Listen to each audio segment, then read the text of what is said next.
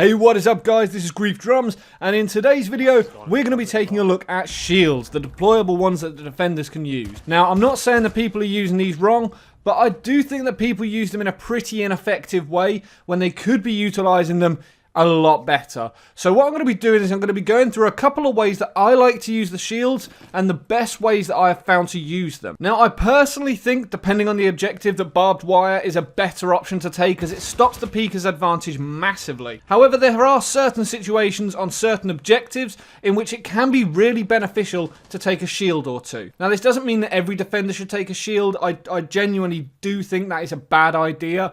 They can be helpful, but 9 times out of 10, they pretty much just serve as a marker to show whereabouts in the room you are. If I push into a room and have to scan it very quickly, and I see a shield, it's highly likely that someone is hiding behind it. Obviously, these can easily be taken out by grenades, breaching rounds, anything like that, so they're very often destroyed fairly quickly, and your entire cover is gone if you're relying on that. So instead, what I like to try and do is utilize them to create angles. Now, by now, pretty much everyone knows about the pixel peak spots that you can get in the game. A perfect example of this is on Canal when protecting the L-shaped windows of the server room. There is a way you can lie down and peek through this gap here, and this allows a perfect line of sight through onto the far window. You can obviously jump up and defend the left-hand side window as well by coming slightly over to the right-hand side. But the pixel peak makes it almost impossible for you to get shot. For the attackers, it would have to be a ridiculously lucky or precise shot. And for the defender, because you're so close to the cover, you get a bit of a better line of sight. If anyone tries vaulting through the window at the far end, the animation puts them right into the middle of the window, allowing you a perfect headshot. If anyone just comes across this window and decides to stand there for a little bit too long, you can take their head off there as well. Now, I love utilising angles like this because you are not exposed as a defender and the attacker is pretty much screwed. There's not a whole lot they can do, especially if you've got a few Jaeger devices around you. It's angles like this that allow one person to lock down an entire room. So with that in mind, what I like to do is take these shields and place them in positions in which I can lock down an entire area all on my own, and people don't have to worry about that area. The other 4 team members can push off and do other things. You can have people roaming, you can have them protecting the other side of the objective, so it can be really, really beneficial. Now, it does take some practice getting used to these sorts of angles because obviously your line of sight is fairly limited as well, and knowing where to set it up is another big thing. Now, the archives on Consular are a perfect example. The blue corridor that looks down towards the kitchen sort of canteen area. By placing a shield just here, you get an incredible line of sight all the way down there, and there is quite literally nothing they can do. Not without exposing themselves for a prolonged period of time, and it allows you the opportunity to just take their head off as they peek. Another perfect way to utilise this is on Chalet, looking at the trophy room window. By placing it down here, you've got to be careful of the drone hole to the right-hand side, but by placing it here, you can get a good line of sight onto that window and lock that down as well.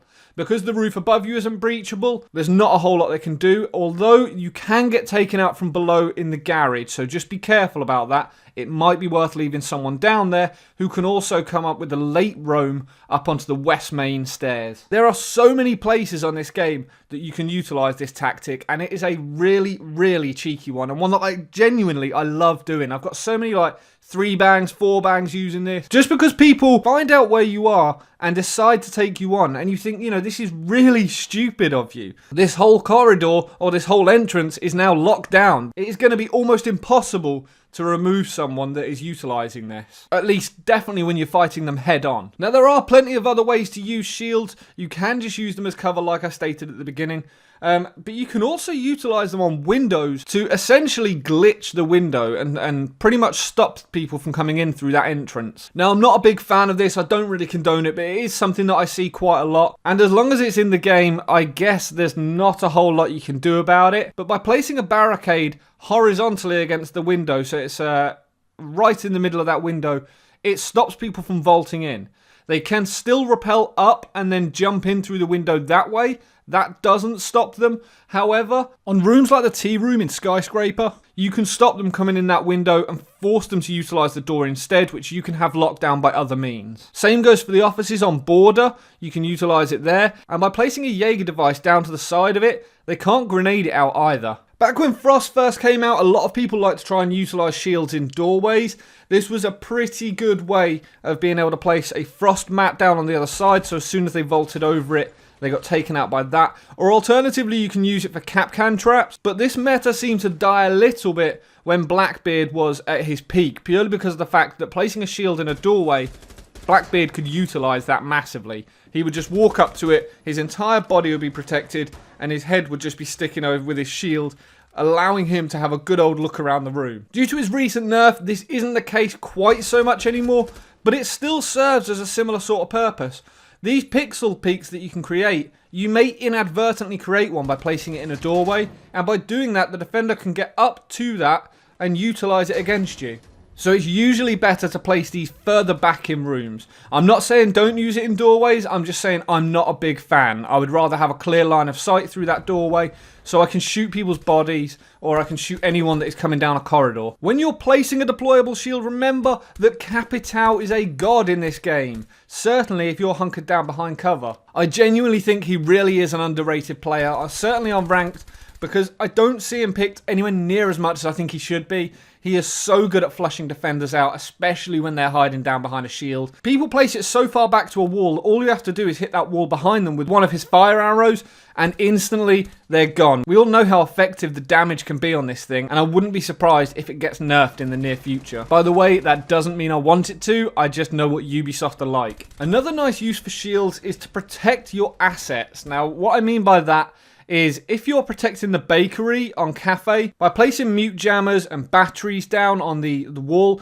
you can pretty much deny people from getting in. Certainly if they don't have a Thatcher, what you can do is you can bandit all of this wall, and by placing a shield just inside of the doorway with a Jaeger on the other side of it, anyone trying to shoot those batteries from the double window doesn't stand much of a chance. They can't get rid of the shield purely because of the fact the Jaeger's on the other side of it, and they can't get rid of the batteries because the shield is blocking it. Take care when placing a Jaeger device to protect a shield. Obviously, you're going to want it in front of the shield. You want that grenade taken out before it gets there. So placing one behind it isn't going to do a whole lot. The cover is going to be destroyed. Yes, it's going to potentially protect anyone that's hiding behind it, but their cover is gone. So they're going to get shot at. And finally, the last way I would suggest using a shield would be to deny a line of sight onto you by anyone that's peeking. A perfect example of this is Canal again. By placing one in the corridor at the top of the stairs, you can sit in there and pretty much protect the entire L window and stop people coming in from there. You can stop people coming up the stairs, and you can deny people coming in from near the box area. This will put you in the thick of the action, and if you do decide to stay there for the entire game, you will quite quickly get flushed out or pushed upon by a couple of people. But this can be used fairly well to just deny them getting a line of sight onto you and being able to stop them from pushing quickly. Hopefully this video helps. I would definitely recommend trying out creating your own pixel peaks and seeing where is good for you. If you find any cool spots, let me know. I'd love to check them out and try them out. You know, I wouldn't suggest taking a shield on every single map or every objective, but I think barbed wire is a lot more beneficial 9 times out of 10. But there is definitely a time and a place for shields. If you enjoyed this video, beat the hell out of that thumbs up button. And if you don't already, make sure to subscribe for all things Rainbow Six. Until next time, guys, stay reckless and relentless. So say